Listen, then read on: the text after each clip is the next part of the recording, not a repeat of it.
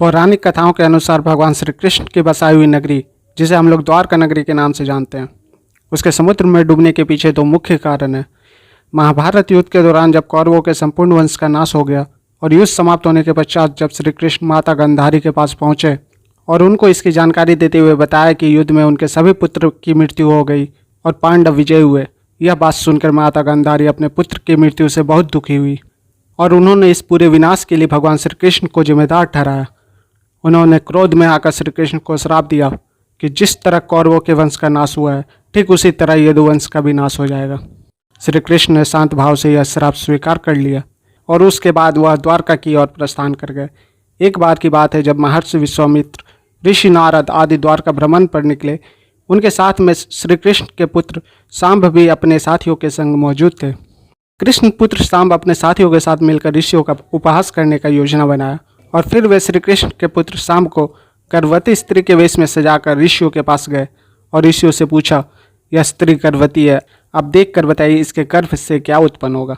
ऋषि युवकों के इस परिहास से अत्यंत क्रोधित हुए और ऋषियों ने श्राप दिया कि सांब के गर्भ से एक ऐसा मुसल पैदा होगा जो पूरे यदुवंश के विनाश का कारण बनेगा और तुम जैसे दुष्ट असभ्य लोग अपने समस्त कुल का नाश करोगे। इस घटना का पता श्री कृष्ण को चला तो उन्होंने कहा, यह ऋषियों की वाणी है, कभी व्यर्थ नहीं जाएगी। और अगले ही दिन सांब ने एक मुसल उत्पन्न किया। इस मुसल के साथ साथ राजा उग्रसेन ने राज्य के सभी मुसल को समुद्र में फेंकवा दिया। साथ ही श्री कृष्ण ने नगर में घोषणा करा दी कि अब कोई भी नगरवासी अपने घर में मदिरा नहीं बनाएगा, क्योंकि कृष्ण नहीं चाहते थे कि उनके कुल के लोग और संबंधी मदिरा के नशे में कोई अनुचित व्यवहार कर परिवार सहित एक दूसरे का नाश कर बैठे।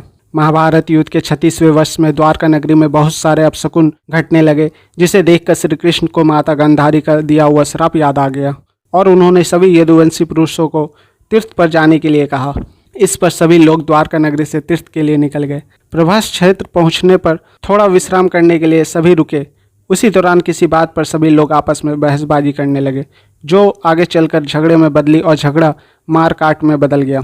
इस दौरान ऋषियों का श्राप इस रूप में फलीभूत हुआ कि सांब ने जिस मुसल को उत्पन्न किया था वह एरका घास के रूप में परिवर्तित हो गया था और जो भी एरका घास को लड़ाई के दौरान उखाड़ता वह एरका घास मुसल में परिवर्तित हो जाती। एक ऐसा मुसल जिसका एक प्रहार ही व्यक्ति के प्राण लेने के लिए पर्याप्त था। इस लड़ाई में श्री कृष्ण के पुत्र प्रद्युम्न भी मारे गए। सूचना मिलते ही कृष्ण प्रभास क्षेत्र पहुंचे और अपने पुत्र प्रियजनों को मृत देखकर क्रोध में आकर वहीं से एक एर का घास उखाड़ ली, जो हाथ में आते ही एक मुसल का रूप ले लिया और लड़ाई में जो लोग बच गए थे श्री कृष्ण ने उन सभी को अपने एक ही वार से सभी का वध कर दिया।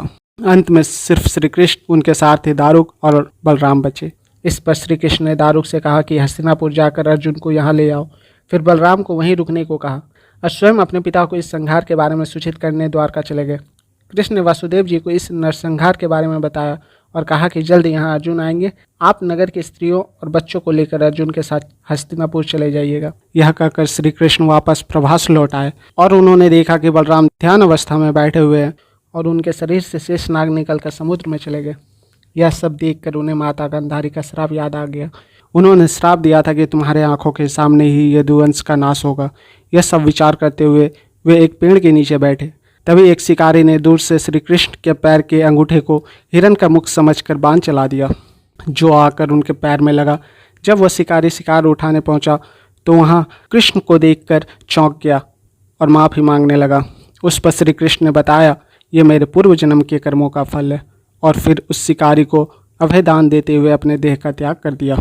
उधर अर्जुन द्वारका नगरी पहुंचते हैं और वासुदेव जी से कहते हैं वे नगर में बचे सभी लोगों को हस्तिनापुर जाने का आदेश दे। फिर अर्जुन प्रभास क्षेत्र जाकर सभी यदुवंशी का अंतिम संस्कार करते हैं और अगले दिन जब वह द्वारका नगरी वापस पहुंचते हैं तो वो देखते हैं वासुदेव जी ने भी अपना देह का त्याग कर दिया है और फिर अर्जुन उनका भी अंतिम संस्कार कर सभी महिलाओं और बच्चों को लेकर हस्तिनापुर के लिए निकल जाते हैं।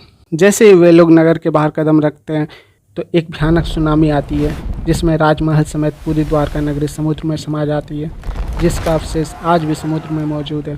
पूरी वीडियो देखने के लिए सभी दर्शकों का धन्यवाद और इसी तरह के वीडियो देखने के लिए हमारे चैनल को सब्सक्राइब करें। जय श्री कृष्ण।